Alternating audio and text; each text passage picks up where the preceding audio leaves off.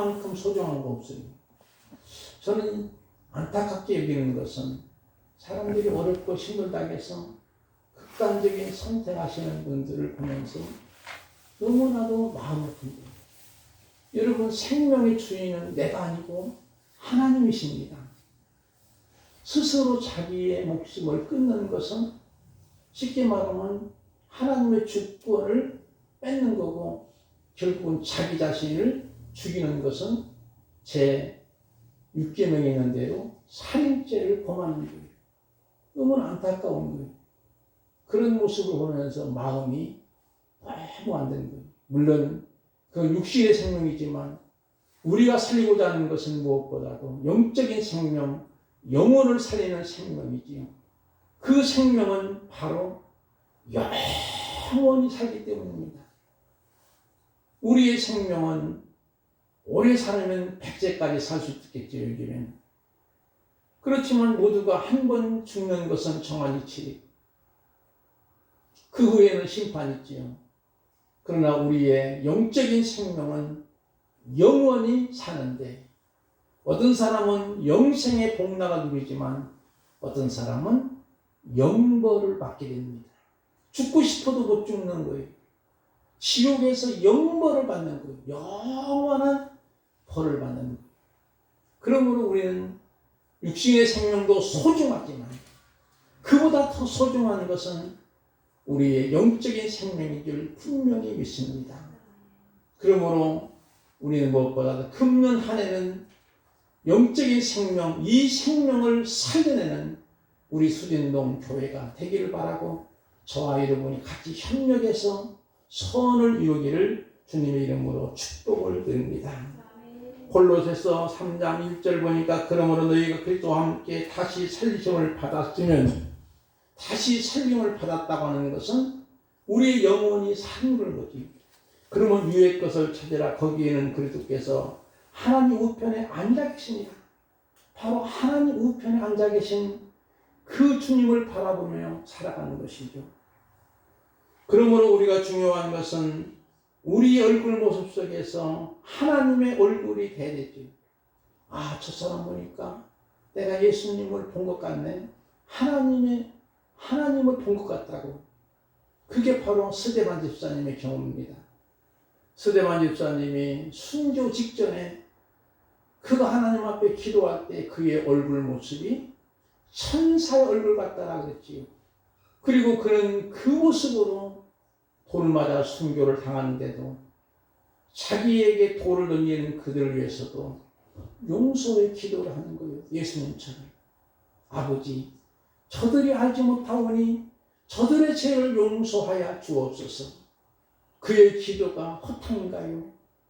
아니, 그의 기도가 응답돼서 그를 돌로 치도록 상당히 뒤에서 밀었던 사울이란 청년이 예수님을 담에서 도상에서 만나가지고 그가 이제는 바울이 되는 모습으로 복음을 생명을 걸고 전해서 유럽 전역에 복음의 씨앗이 떨어지게 되는 줄 믿습니다. 비록 한 생명이 그의 육신의 생명에 순교를 당하지만 그 순교의 피가 사울이 바울되고 바울이 세계의 역사를 뒤집어 놓는 그런 역사를 이루게 되는 거지요. 그러므로 우리의 모습은 언제나 천사의 얼굴, 하나님의 얼굴을 보는 것처럼 보여준다면 우리를 통해서 생명을 살려내는 줄 믿습니다. 그런데 안타까운 것은 우리 한국교회가 현실적으로 어렵지요. 희망을 주기보다는 실망을 줍니다. 그러나 저는 교회가 세상에 그래도 희망이라는 거지요. 왜냐면요, 세상은 어디에 희망이 없는 거예요. 안보의 유혹도 지금 당하고 있지 않습니까? 미국을 우리가 옛날부터 사람들이 미국은 믿지 말라. 소련 사람한테 속지 말고 일본 사람은 일어나기 때문에 그러므로 믿을 수 없는 거예요. 여러분, 일본이 우리하고 가장 가까운 나라지. 그런데도 그들은 독도를 자기 땅이라고 계속 우겨대고 위안부 문제에 있어서 한 번 속 시원하게 사과 한마디 하지 않고 계속적으로 끌고 나가고 있고, 그러기에 국론이 그것 때문에 분열되기도 하고, 중국은 그래도 야 우리 비핵화자 그러면서도 북한을 편들게 하고 원주해주고 식량 제공하고 원유도 제공하고, 그런 모습들을 보면서 우리 주변에 있는 나라들 사실은 믿기가 어렵습니다. 그렇지만 우리에게는 믿는 구석이 있습니다. 바로 대한민국은 하나님이 보호하사 우리나라 만세된 민족인 줄 믿습니다. 그러기에 교회가 희망을 주는 거예요. 세상 사람들은 야 교회가 희망이 없다, 교회를 걱정하고 또 걱정하는 거예요. 물론 왜 그럴까? 그것은 교회가 사실은 지금 너무나 무당화됐기 때문입니다. 무당이 판치는 시대가 있었어요. 우리나라에 고려시대 조선시대까지. 이제 쉽게 말하면 불교가 극성스럽게 번성했지요. 그때는 집절이라는 말이 있었습니다. 무슨 말일까? 집이 하나 있으면 옆에는 절간이 있고, 절간이 있으면 또 집이 있고. 근데 정도전이 개혁을 통해서 20, 30년 만에 스님들이 다 산으로 도망가니까, 그래서 여러분이 불교가 지금 대부분 절간이 거기다 보면 산에 있다시피 합니다. 그때 전부 산으로 도망간 것. 그 후에 또 유교가 있었지요. 그러나 유교도 기독교가 들어옴을 통해서 차이게 됩니다. 그래서 한국교회가 급성장했지요. 그런데 지금은 우리 한국교회도 마찬가지고 유교도 마찬가지고 불교도 마찬가지고 무당들이 삼켜버리는 거예요. 무당화된 거예요. 너무 안타까운 거예요. 그러기에 세상 사람들이 교회에 희망이 없다고 교회를 걱정하고 있는 그런 모습이지요. 제가 신문을 보니까 어떤 NGO 단체에서 여러 가지 선한 일을 하고자 하는데 어느 교회에서 많은 헌금을 해왔어요. 그래가지고 이제 교회에서 이름을 좀 붙여달라고. 그 NGO 단체에서 안 됩니다. 안 됩니다. 오른손이 하는 걸 왼손이 모르게 하십시오. 그랬다는 거예요. 근데 그 교회 측에서는 이름을 내고자 하는 거예요. 그런데 이름을 내면요, 그 NGO 단체가 욕을 하더라고요. 왜? 교회에서 그렇게 좋은 일을 했는데도 욕한다는 거예요. 댓글을 달는데도 악플을 단다는 겁니다. 그런 모습은 뭔가 지금 우리 한국의 교회가 너무나도 무당적인 요소가 많은 거예요. 그래서 이기적인 집단으로 낙인 찍힌 거예요.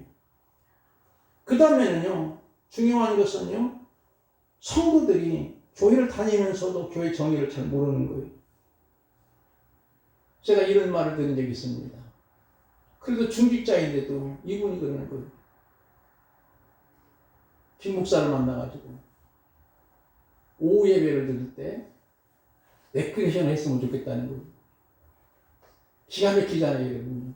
재밌게 레크레이션을 하면은 자기가 교회에서 밥을 다니고 비싼 밥을 아주 최고급으로 매주간 자기가 배달 음식을 시켜서 먹겠다는 거예요. 제가 어이가 없었던 거예요.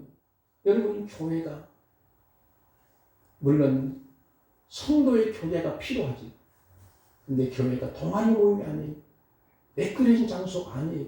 하나님 앞에 영광을 돌리는 예배 장소고 우리 성도들이 하나님을 만나는 장소인 줄 믿습니다. 근데 단순히 동아리 모임으로 어떤 친목계 모임으로 그런 것으로 생각하니까 재미가 있어야 된다고 이렇게만 생각하는 거예요, 여러분. 물론 재미도 필요하지만 중요한 것은 하나님을 만나는 거예요. 하나님을 만나면 인생에 있어서 대박이라는 줄 믿습니다. 그런데 하나님을 만나는 생각 없고 사람을 만나서 그냥 레크레이션하고 친교도 하고 같이 좋은 음식도 먹고 그러는 것으로 생각한다면 오해되는 거예요. 왜냐하면 교회의 정의를 잘 모르기 때문입니다. 사랑하는 성도 여러분요, 우리 교회가 정말로 세상에 희망을 주고 그 생명을 살리는 교회는 어떤 교회일까요? 제가 한 두 가지만 말씀을 드리겠습니다. 첫 번째는 복음의 말씀을 들어야 됩니다. 복음의 말씀을 들어야 됩니다. 3절 5절 요한복음 10장 3절 5절 말씀 우리 김명신 권사님 한번 꼭 조금 길지만 읽어주시면 고맙겠습니다. 문지기는 그를 위하여 문을 열고 양은 그의 음성을 듣나니 그가 자기 양의 이름을 각각 불러 인도하여 내느니라. 자기 양을 다 내놓은 후에 앞서 가면 양들이 그의 음성을 아는 거로 따라오되 타인의 음성은 알지 못하는 거로 타인을 따르지 아니하고 도리어 도망하느니라. 아멘. 양은 그의 음성을 듣는 거예요. 누구의 음성? 주님의 음성을 듣는 거예요. 그러므로 그 이름을 각각 불러 인도함을 받습니다. 여러분, 우리가 무엇보다도 하나님의 말씀, 복음의 말씀, 생명의 말씀, 이 말씀을 들어야만 해요. 로마서 1장 15절, 16절, 17절까지 제가 봉독해 드립니다.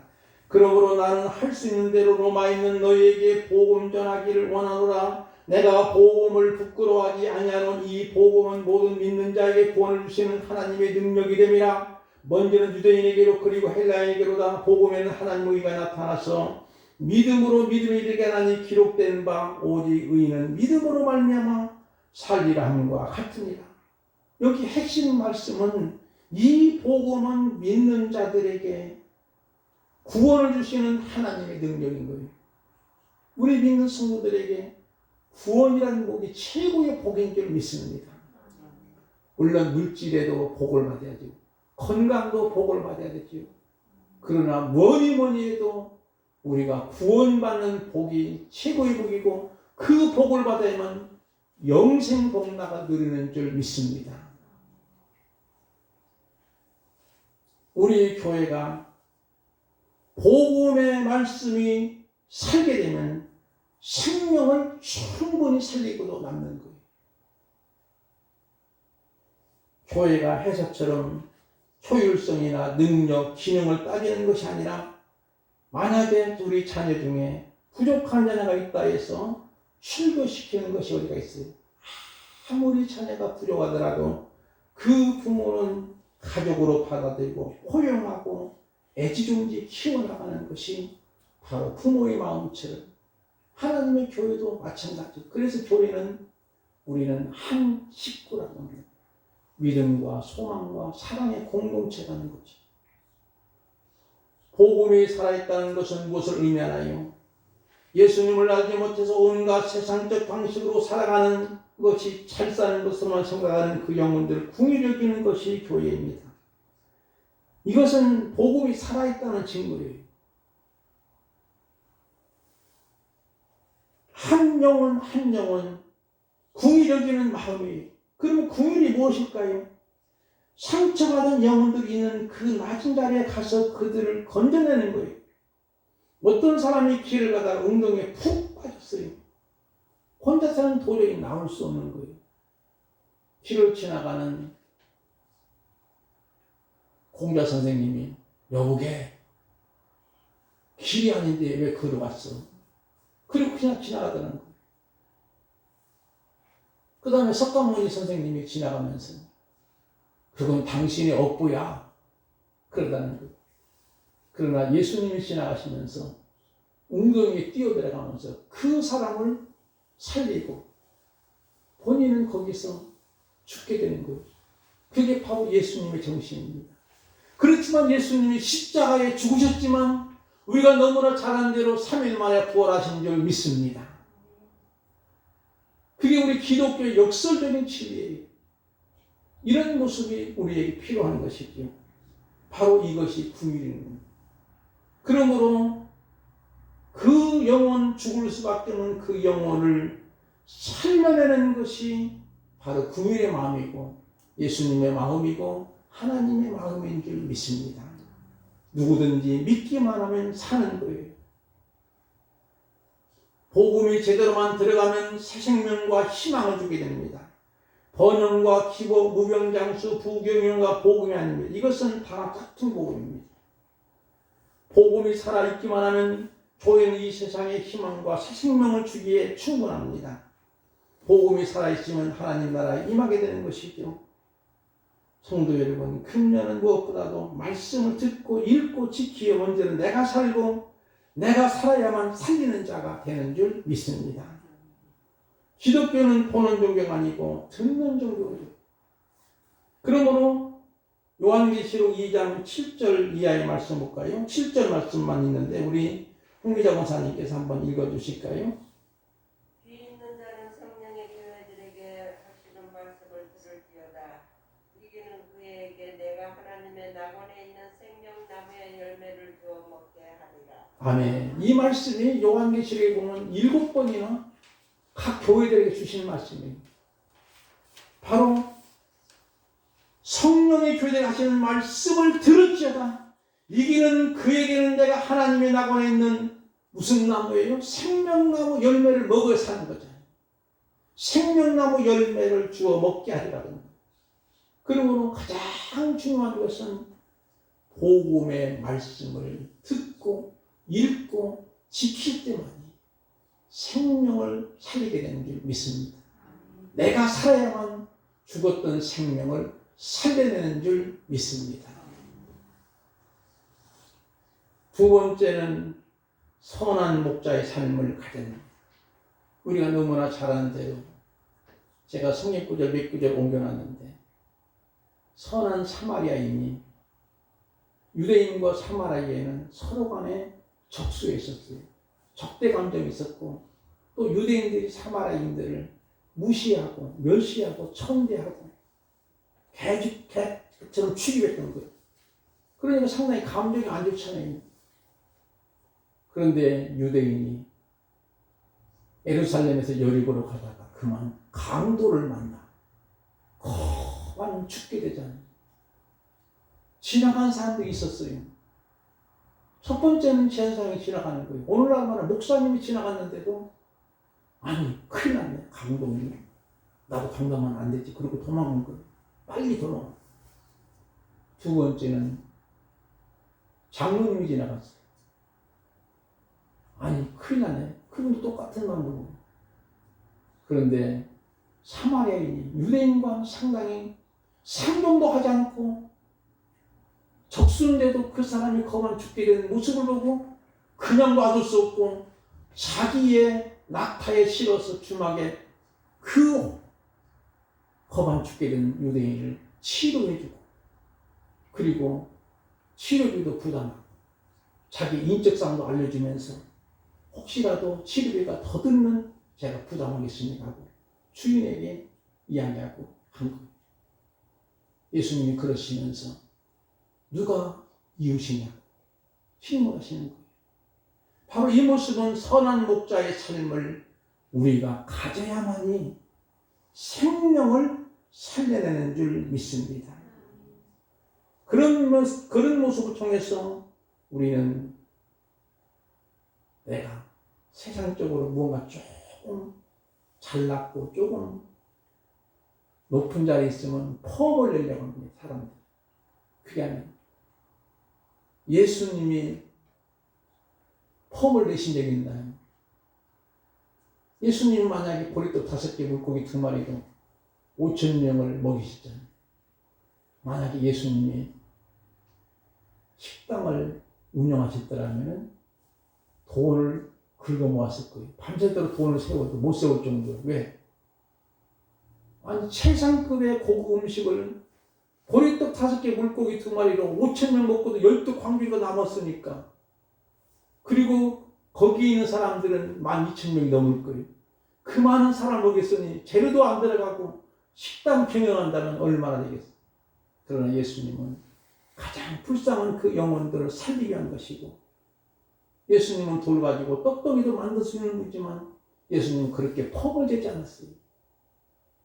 그래서 사람들은 대부분이 쥐꼬리만한 힘만 있어도 한번 퍽을 내고자 하는 거예요.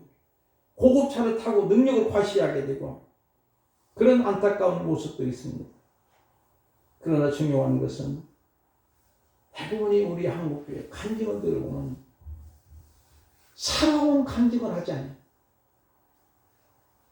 그냥 내가 어떻게 해서 예수 믿었다고 하는 것만 간증하고 정말로 이 시대가 어렵습니다. 아까 제가 말씀드린 것처럼 기도한 것처럼 고물가 시대에 계속적으로 모든 것이 올라가는데 월급만 올라가지 않는다는 것.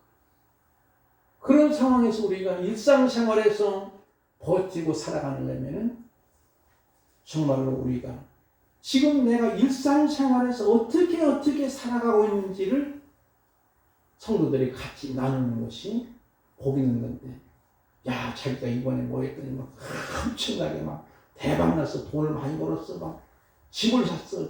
그런 얘기만 하면 집을 못 산 사람은 상처받잖아요. 영혼을 살리는 것이 아니라 영혼을 죽이는 줄 믿습니다. 그러면 우리 몸된 교회가, 저 여러분이 비록 작은 공동체이지만 우리가 선한 사마리아와 같이 선한 목자의 삶을 살아가게 되면 죽고 살리는 영성을 회복되는 줄 믿습니다.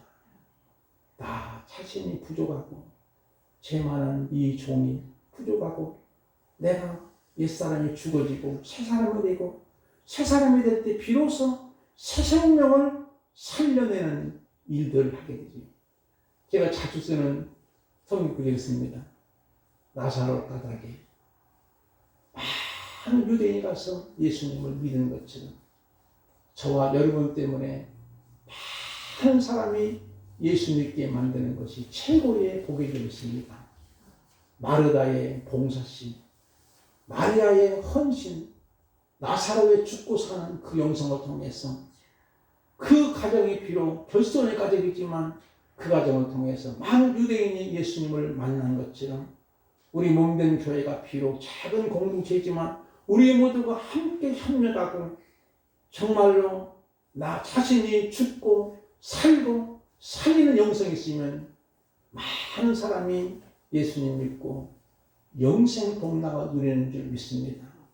이런 은혜가 저와 여러분에게 꼭 있어져서 금년 한 해는 우리 모두가 적어도 한 사람이 3명은 살려야 됩니다. 여러분이 그렇게 기도하시면 하나님이 연말에 가면 틀림없이 우리 교회가 3배로 부흥돼서 어느 정도 이 빈자리가 채워지는 줄 믿습니다.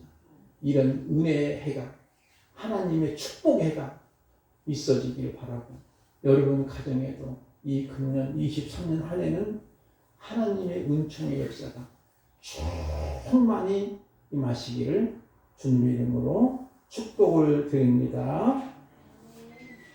우리 찬송가 500장 부르겠습니다. 500장